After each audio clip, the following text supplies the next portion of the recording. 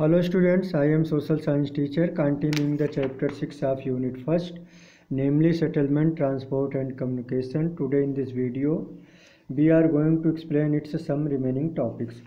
Students, आज इस video में हम लोग यूनिट फर्स्ट के चैप्टर 6 जिसका नाम सेटलमेंट, ट्रांसपोर्ट एंड कम्युनिकेशन है उसके कुछ टॉपिक्स पर बात करेंगे. Topic is railways. Let us start. Like roads, railways are an important mode of land transport. सड़कों की तरह रेल परिवहन भी भूमि परिवहन का एक महत्वपूर्ण साधन है. The construction of railways is expensive as it involves the laying of tracks. Railway का निर्माण महंगा होता है क्योंकि इसमें ट्रैक को बिछाना पड़ता है. As in the case of roads, plains and level lands are ideal for the construction of railways.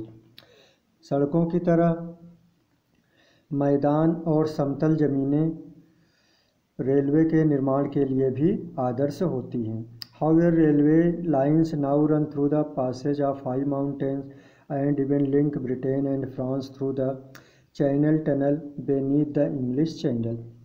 यद्यपि आजकल रेलवे लाइंस ऊंचे पर्वतों पर भी बनाई जाने लगी हैं और यहाँ तक कि सीज में भी बनाई जाने लगी हैं. इस तरह की एक रेल रूट है इंग्लिश चैनल में जिसको चैनल टनल कहा जाता है और ये रेल लाइन ब्रिटेन और फ्रांस को कनेक्ट करती है. Most large cities of the world now have underground railways.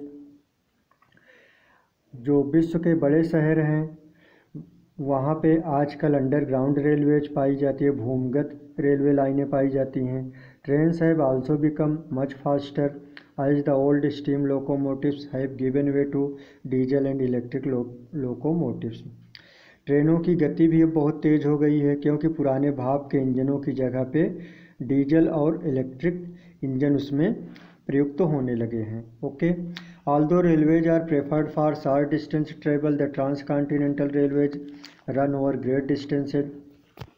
यद्यपि रेलवे को छोटी दूरी की यात्रा करने के लिए पसंद किया जाता है, लेकिन आजकल अंतर महाद्वीप रेलवेज भी हैं जो लंबी दूरियों को तय करते हैं. The Trans-Siberian Railroad in Russia is the longest railway in the world. रसिया में ट्रांस साइबेरियन रेल रोड नाम की रेलवे है जो विश्व की सबसे लंबी रेलवे है. It links Moscow to Vladivostok on the Pacific Ocean. यह रेलवे मॉस्को को व्लादिवोस्टॉक से जोड़ती है जो कि प्रशांत महासागर के तट पर स्थित है. Okay. India has a large network of railways. Bharat में भी रेलवे का विशाल नेटवर्क है. In India railways are extensively used for carrying passengers as well as goods. Bharat में रेलवे को व्यापक रूप से सवारियों और सामानों को ले जाने के लिए प्रयोग किया जाता है. Most of the major routes are now double tracked and have been electrified. अधिकांश रेलवे रूट्स को डबल ट्रैक में परिवर्तित कर दिया गया है और उनका विद्युतीकरण भी कर दिया गया है. The large cities have suburban train services. बड़े बड़े शहरों में उपनगरीय ट्रेन सेवाएं भी हैं. Kolkata and Delhi also have underground railways और मेट्रो रेल सर्विसेज. कोलकाता और दिल्ली में भूमिगत रेलवे लाइनें हैं और वहाँ पे मेट्रो रेल सर्विस की भी सुविधा उपलब्ध है. Okay. Next topic is waterways. जल परिवहन. Since ancient times man has been using water as a mode of transport. प्राचीन समय से ही व्यक्ति पानी को परिवहन के साधन के रूप में प्रयुक्त करता रहा है. Only our vessels are now driven mostly by motor unlike those of earlier times which used sails and oars. आजकल के जो जलयान मोटर द्वारा ड्राइव किए जाते हैं पहले के समय में पोत और पतवार के द्वारा चलाए जाते थे. Waterways are the cheapest mode of the transport specially for the long distance travel.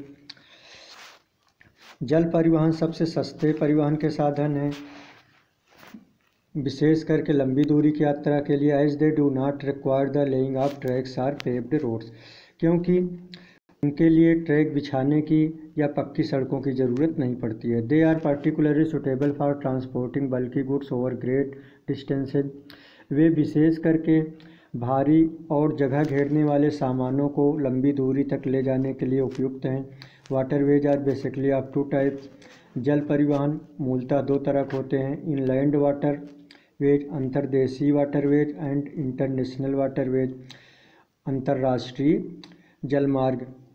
Okay, inland waterways are navigable waterways usually linking places within a country. अंतर्देशीय जलमार्ग नेविगेबल वाटरवेज है, मतलब जिनमें नौकाएं चल सकती हैं और ये देश के अंदर के स्थानों को जोड़ती हैं। दे में भी natural like rivers or artificial like canal. वे प्राकृतिक हो सकती हैं जैसे कि नदियाँ और कृत्रिम भी हो सकती हैं जैसे कि नहरें। The Saint Lawrence Seaway in North America which connect the Great Lakes to the Atlantic Ocean through the river St. Lawrence is one of the busiest inland waterways in the world. Saint Lawrence Seaway जो कि North America में स्थित है, जो कि Great Lakes को Atlantic Ocean से जोड़ती है, सेंट लॉरेंस नदी के द्वारा विश्व के व्यस्ततम जलमार्गों में से एक है। The Mississippi and it's tributaries in the north America, the Amazon and it's tributaries in South America, the rivers Rhine, Seine, Olga and Danube in Europe, and the Irrawaddy, Mekong, Ganga, Brahmaputra and Yangtze in Asia also serve as busy inland waterways. इन नदियों के जो नाम दिए गए हैं ये भी अंतर्देशीय जल मार्ग के अच्छे उदाहरण हैं। Inland waterways usually support dense population along their banks. अंतर्देशीय जलमार्ग सामान्यतः घनी आबादी को सपोर्ट करते हैं जो कि इनके किनारों पर स्थित हैं। ओके, इंटरनेशनल वाटरवेज अंतर्राष्ट्रीय जलमार्ग। International waterways comprise mainly the routes followed by ships in their journeys across oceans and sea. अंतर्राष्ट्रीय जलमार्ग मुख्यतः ऐसे रूट्स हैं जिनमें जलयान चलते हैं और इन रास्तों पे चल करके वो समुद्रों और महासागरों को पार करते हैं। अर्थात इन रूट से शिप्स जो हैं एक देश को दूसरे देश से में जाते हैं। They link the important ports of the world. वे विश्व के महत्वपूर्ण बंदरगाहों को जोड़ते हैं। Most of the world's international trade takes place along these routes. विश्व का अधिकांश अंतर्राष्ट्रीय व्यापार इन्हीं रास्तों से होता है। Singapore and Shanghai in Asia, New York, Los Angeles and Vancouver in North America, Rio de Janeiro in South America, Sydney in the Australia, Durban and Cape Town in Africa and London, Rotterdam and Hamburg in Europe are some of the important ports of the world. उपर्युक्त जो नाम लिए गए हैं ये विश्व के महत्वपूर्ण बंदरगाह हैं। Okay, the Suez Canal in Egypt is a part of one of the most important oceanic routes in the world. Suez Canal जो कि इजिप्ट में मिस्र में स्थित है, महत्वपूर्ण ओशनिक रूट्स समुद्री मार्ग का एक हिस्सा है। It connect the Red Sea and the Mediterranean Sea. यह रेड सी और मेडिटेरेनियन सी को कनेक्ट करती है, जोड़ती है। Before its opening in 1869 ships from Asia and Australia had to sail around southern Africa to reach Europe. इसके शुरू होने 1869 में इसके शुरू होने के पहले एशिया एंड ऑस्ट्रेलिया से जो जलयान यूरोप को जाते थे उन्हें साउदर्न अफ्रीका का चक्कर लगा के जाना पड़ता था। The Suez canal has reduced this distance considerably. Suez canal के शुरू हो जाने से यह दूरी बहुत कम हो गई। Similarly the Panama canal connecting the Pacific ocean and the Atlantic ocean. उसी तरह से पनामा कैनाल प्रशांत महासागर और अटलांटिक महासागर को जोड़ती है।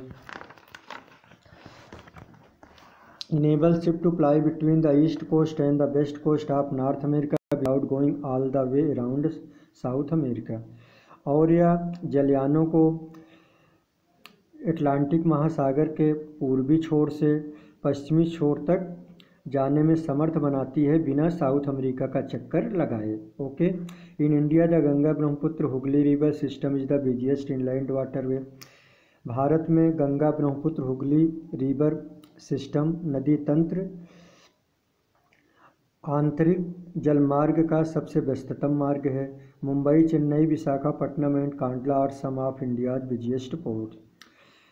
मुंबई, चेन्नई, विशाखापट्टनम और कांडला भारत के व्यस्ततम बंदरगाहों में से हैं। अर्थात भारत के जो बंदरगाह हैं विशाखापट्टनम, कांडला, मुंबई और चेन्नई भारत के व्यस्ततम बंदरगाह हैं। Okay students, remaining topics will be discussed in next videos. Thanks so much.